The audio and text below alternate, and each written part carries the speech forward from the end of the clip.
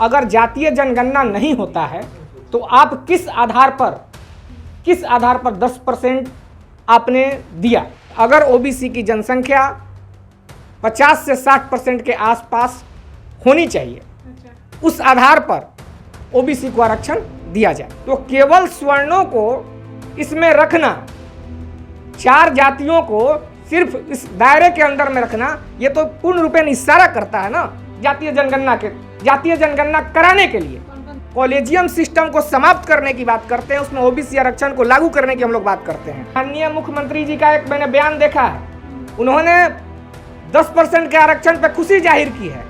हम सैल्यूट करते हैं मुख्यमंत्री जी को। उन्हें केवल वोट चाहिए ओबीसी का, लेकिन ओबीसी के हक और अधिकार की बात करने के लिए वो तैयार नहीं है। कि आरक्षण आज खतरे में है। यह आरक्षण खतरा इसलिए कर रहे हैं कि जो साजिश रची जा रही है, आज हमारे लोग अच्छे प्रधानमंत्री हैं, मुख्यमंत्री हैं, आईएएस है, आईपीएस हैं, लेकिन क्या हम लोग में कमी है कि हमारे समाज के लोग जज नहीं बन रहे हैं? बिहार के पूर्व मुख्यमंत्री जी को जब जेल हो जाता है और एक हमारे इसी राज्य के मुख्यमंत्री जी होते हैं जो स्वर्ण समाज से आते हैं, उनको बेल मिल जाता है, तो अति पिछड़ा का नेता हो या जनता हो दुहाई देता है कि हमारा नेता को जेल हो गया। ये चेतावनी है ओबीसी के लिए, जागृत होने का समय है। जो हम लोग लगातार 27% से आरक्षण 52% बढ़ाने का मांग कर रहे थे। और आप देख रहे हैं लाइव बिहार, मैं आपके साथ रूपम। आज हमारे साथ ओबीसी संघर्ष सेना के राष्ट्रीय अध्यक्ष कुमुद पटेल जी जुड़े हुए हैं और आपको मैं बताना चाहूँगी कि आरक्षण को लेकर यहाँ पर मामला फंस रहा है। पेपर में भी आप पढ़ ही रहे होंगे कि किस तरह से आरक्षण को लेकर मामला फंस रहा है। कुमुद जी हमारे साथ जुड़े हुए हैं। कुमुद जी से ही हम पूरा मामला जानते हैं कि आखिर क्या मतलब वजह हो गया कि आप लोगों को आवाज़ उठाना पड़ रहा है।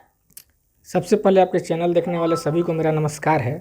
जैसा कि आप देख रहे होंगे कि ईडब्ल्यूएस का 10% जो आरक्षण था उसको अस्थायी रूप से लागू कर दिया गया है।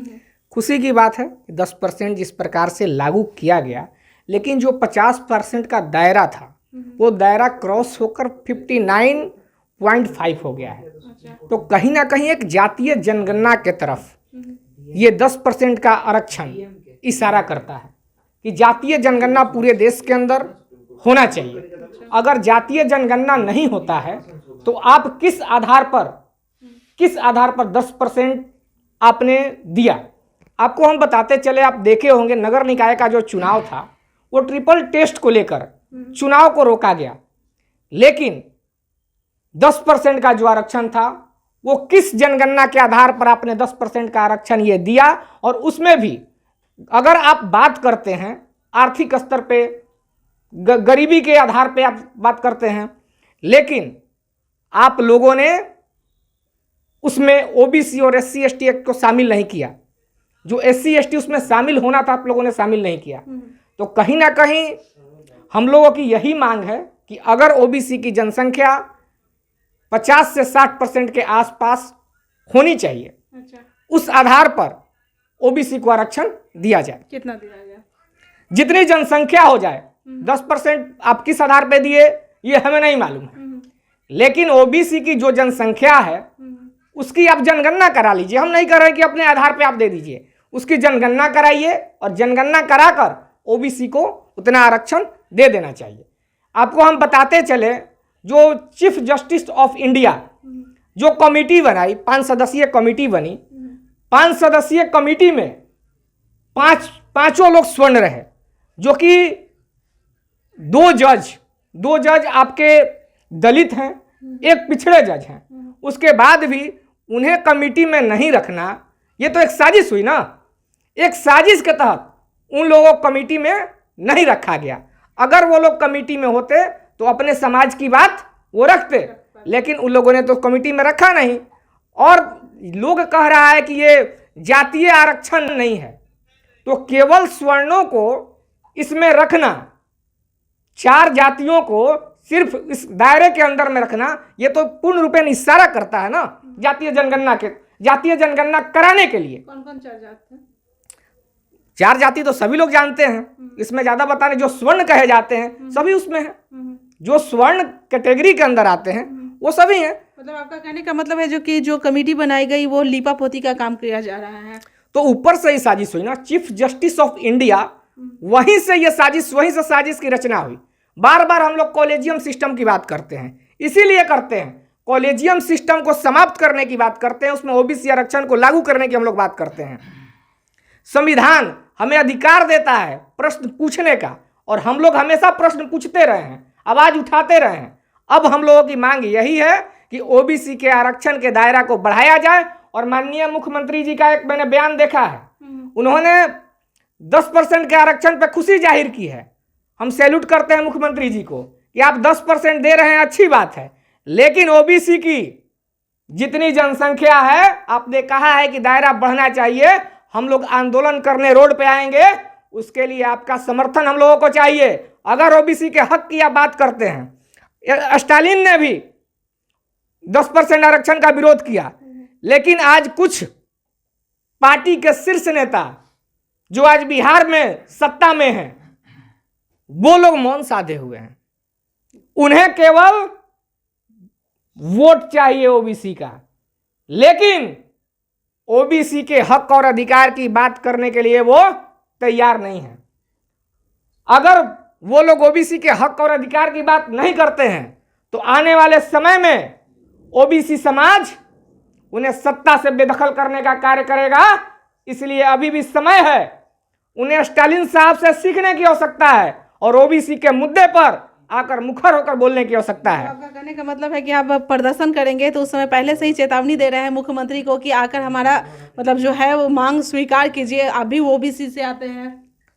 देखिए, मुख्यमंत्री जी का तो बयान मैंने बता ही दिया, लेकिन वो तो केंद्र का हवाला दे रहे हैं। अच्छा। तो केंद्र का हवाला दे रहे हैं तो आपको भी ओबीसी के साथ आना चाहिए, ओबीसी संगठनों के साथ आना चाहिए। जब ओबीसी संगठन केंद्र सरकार की विरोध कर रही है तो आपको भी आकर विरोध करना चाहिए और ओबीसी के आरक्षण को बढ़ाने की बात करना चाहिए। बताइए, अगर मुख्यमंत्री आप लोगों के सपोर्ट में नहीं आए तो?